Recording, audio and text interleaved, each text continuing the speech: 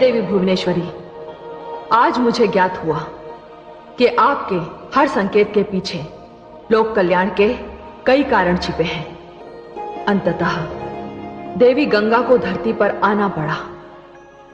उन्हें लाने के लिए भगीरथ को कितने यत्न करने पड़े। हां महादेवी, हिमालय देवी गंगा का स्थायी निवास है,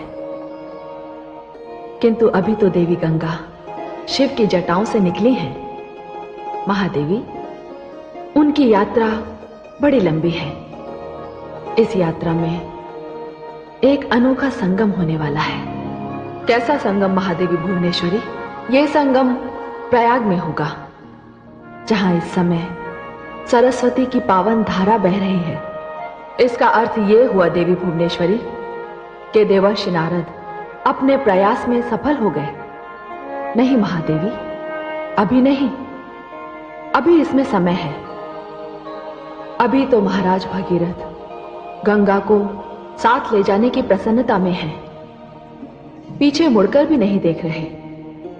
उनकी यात्रा अब उस स्थान पर पहुंचने वाली है जहां भगवान विष्णु ने धरती पर सर्वप्रथम अपने चरण धरे थे। यह स्थान देवलोक का प्रवेश द्वार है, हरि का द्वार है। आप तो उनकी यात्रा पर अपनी दृष्टि रखिए।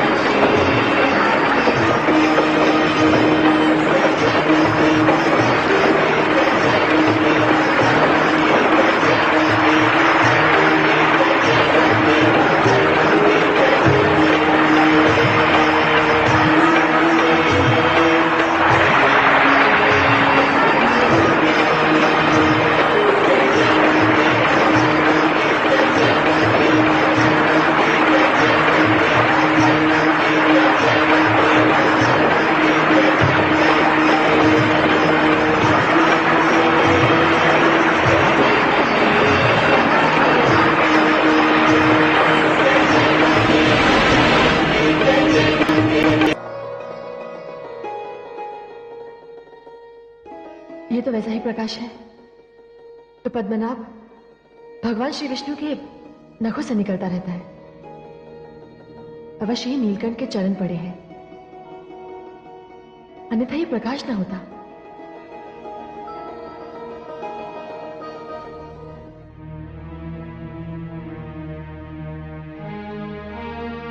भगीरथ, भगीरथ,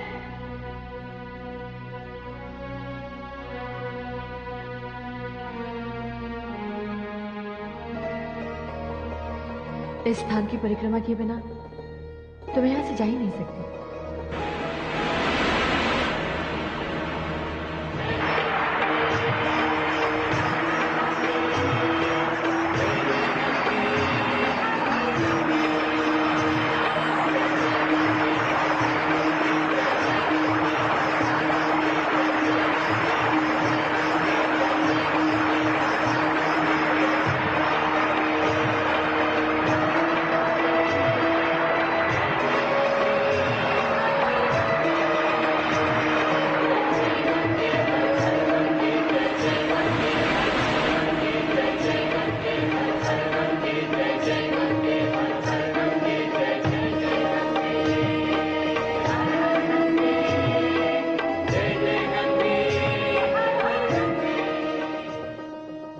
हे पद्मनाभ, इस स्थान से लोग आपको प्राप्त करने की यात्रा आरंभ करते हैं। आज आपके चरण पखार कर मैं धरती की यात्रा प्रारंभ कर रही हूं। मेरी जलधारा सदैव इस स्थान पर आपके चरण पखारती रहेगी। इस स्थान पर आकर मेरी पूजा करने वाला आपकी कृपा से सद्गति को प्राप्त होगा। यह स्थान हरिद्वार एक महान तीर्थ बन जाएगा।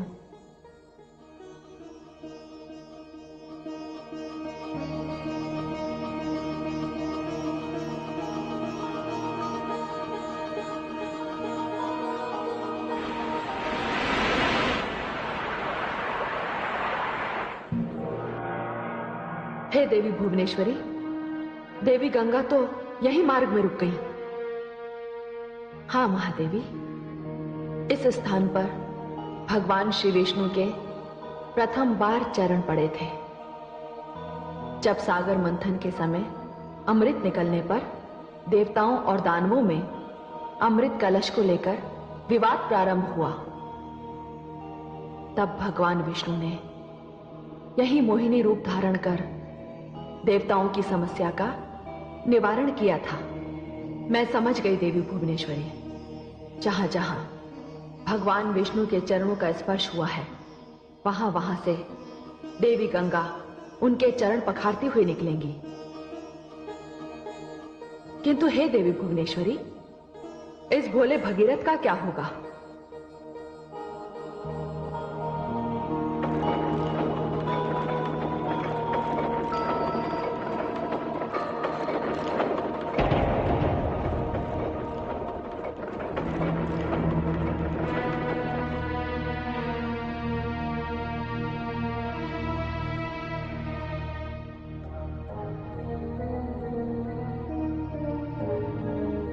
माते गंगे, माते गंगे, माते गंगे, माते गंगे, माते गंगे, माते गंगे। हे माता, मुझसे ऐसा कौन सा अपराध हो गया, मुझसे ऐसी कौन सी भूल हो गई माते, जिसके कारण आपने मुझसे रुष्ट होकर अपना मार्ग बदल दिया? माते गंगे, आपने तो मेरे पीछे पीछे मेरे साथ चलने का वचन दिया था। हे माता, निश्चय ही मुझसे अनजाने में कोई अपराध हुआ है। यदि ऐसा हुआ हो तो मेरा अपराध क्षमा कीजिए माते। मुझे दर्शन दीजिए, मुझे दर्शन दीजिए माते, मुझे दर्शन दीजिए।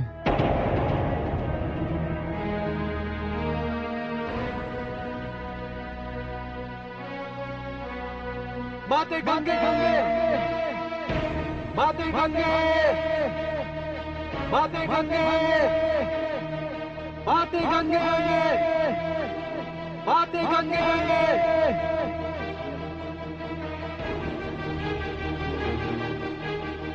हे माते, मेरी ध्वनि का मुझ तक लौट आने से ऐसा लगता है कि जैसे आपने मेरी प्रार्थना को ठुकरा दिया। कदाचित आपको ज्ञात नहीं है माते कि मैं अपनी राजधानी से प्रण करके निकला हूं कि जब तक अपने पितरों का उद्धार होते देख नहीं लूंगा, अपने नगर लौट कर नहीं जाऊंगा। माते, लौट आइए माते, आप जहां कहीं भी हैं लौट आइए। माते गंगे, माते गंगे, माते गंगे, माते गंगे, माते गंगे, माते गंगे। हे माता, ऐसा लगता है जैसे अब आप लौट कर नहीं आएंगी। मेरे पूर्वजों का उद्धार नहीं होगा। और माता, अब इस विषय में मैं किसी से कुछ भी नहीं कहना चाहूंगा। लगता है मेरा भाग्य भी मेरे पूर्वजों जैसा ही है। हे माता, अब तो इच्छा होती है कि मैं अपने प्राणों का अंत कर दूं। हां, मैं अपने प्राणों का अंत ही कर दूंगा।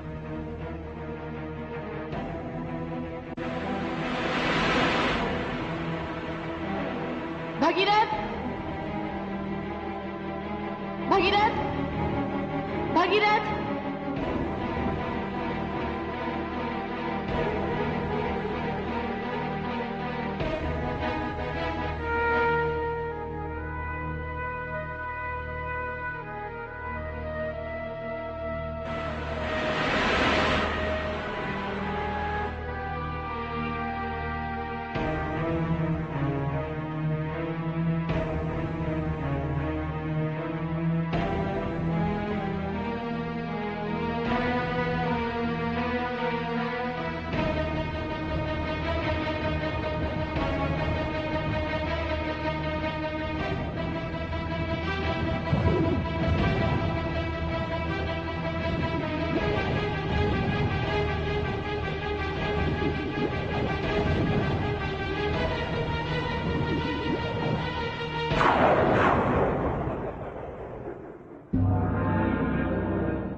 हे देवी भुवनेश्वरी, ये कैसा अनर्थ होने जा रहा है? देवी गंगा को तो ये ज्ञात ही नहीं कि भगीरथ ने मन ही मन क्या निर्णय ले लिया। मैं अभी जाकर देवी गंगा को सूचित कराती हूं। यदि वे अपनी इसी मंथर गति से चलती रही तो अनर्थ हो ही जाएगा।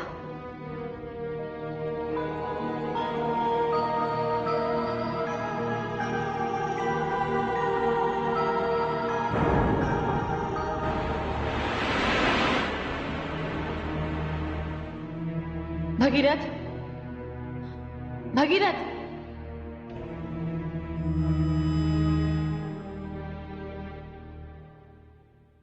प्रणाम महादेवी। देवी गंगे, प्रणाम का शिष्टाचार छोड़िए और भगीरथ की रक्षा कीजिए। भगीरथ की रक्षा? क्या हुआ भगीरथ को? देवी गंगे, अपने पूर्वजों के कल्याण के लिए वो ये समझकर आगे बढ़ रहा है कि आप उसके पीछे पीछे आ रही हैं, किंतु आपको ना पाकर वो इतना निराश हो गया कि... मैं समझ गई महादेवी। भगीरथ तो जानता ही नहीं कि मैं कहां हूं, और मुझे ना पाकर उसका निराश होना तो स्वाभाविक है। समय कम है देवी गंगा, शीघ्र उसके पास जाओ। प्रणाम।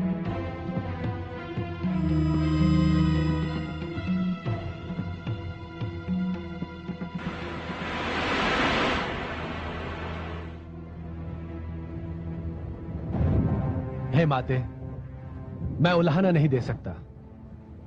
यदि आपके विषय में भगवान शिव से भी पूछने जाऊं तो भी माते, आप तो सर्वशक्तिमान हैं। किंतु माते, मैं अपनी निराशा का क्या करूं? मैं असफल नहीं लौट सकता माते। इसलिए मैंने निश्चय कर लिया है कि मैं अपने प्राणों का अंत कर दूंगा।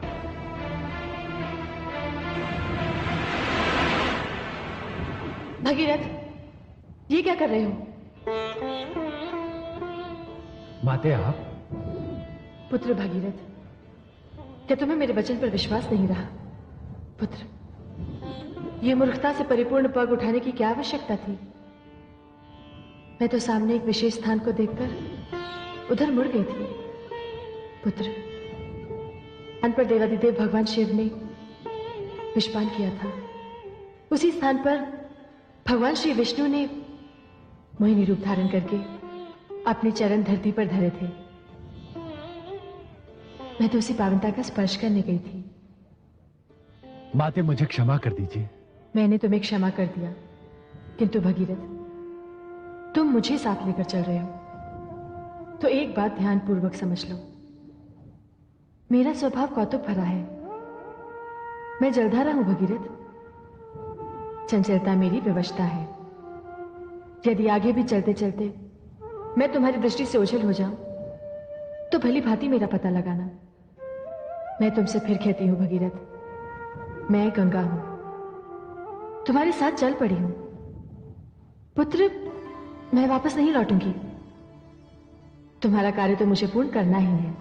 माते, मुझे क्षमा कर दीजिए। मुझे क्षमा कर दीजिए माते।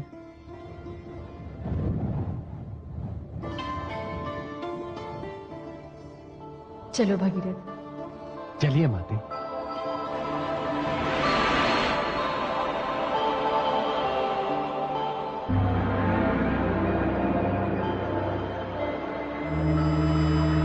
नारायण नारायण। तीर्थराज प्रयाग की इस पावन धरती को नारद का प्रणाम।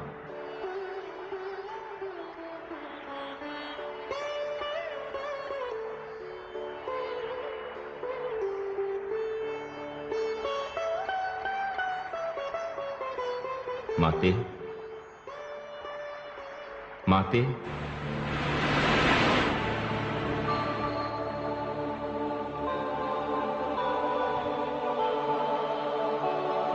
पुत्र नारद।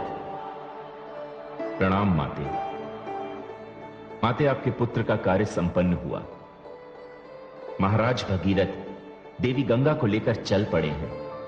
वे किसी भी क्षण यहां पहुंचेंगे और शीघ्र ही ब्रह्मलोक का सूनापन आपके आगमन से समाप्त हो जाएगा। पुत्र नारद, अपनी माता पर ही नहीं, तुमने इस पृथ्वी पर भी उपकार किया है। पुत्र, गंगा के आगमन से पृथ्वी धन्य हो जाएगी। माते, यही शुभ समाचार देने में यहां आया था। अब ब्रह्मलोक जाकर पिताश्री आदि प्रजापति ब्रह्मा जी को भी यह समाचार दे दूं। तेरा कल्याण हो पुत्र। प्रणाम माते। नारायण नारायण।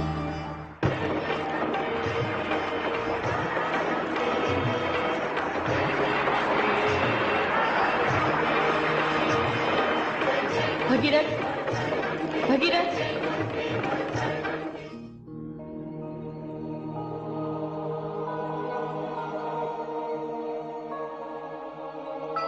क्या बात है माते? ये हम किस स्थान पर आ गए पुत्र? हे माते, मैंने मार्ग में एक ऋषि से पूछा था। यह स्थान तीर्थों का राजा प्रयाग है। हाँ पुत्र, मुझे भी ऐसा ही प्रतीत हो रहा है। पुत्र भगीरथ, तुम्हें यहीं रुककर कुछ समय मेरी प्रतीक्षा करनी होगी। मैं महादेवी सरस्वती से मिलकर आती हूँ। महादेवी सरस्वती? हाँ,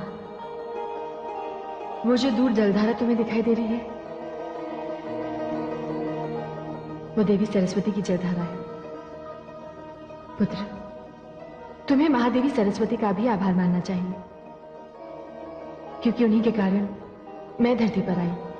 अन्यथा मेरा तुम्हारे साथ आना संभव ना होता। पुत्र, मैं चलती हूँ।